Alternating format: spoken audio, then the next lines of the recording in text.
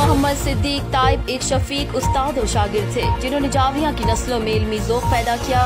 ये बात कुंवर लुकमान अहमद, कुंवर कुर्बान अहमद और हाजी शब्बीर भट्ट ने चौधरी मोहम्मद सिद्दीक ताइब मरहूम की 19 बरसी के शुरका से खिताब करते हुए कहा।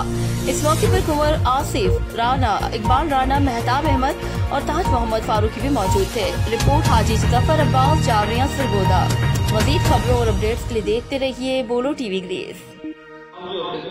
प्रॉपर्टी में जो बार बिस्मिल्लाह करने शुरू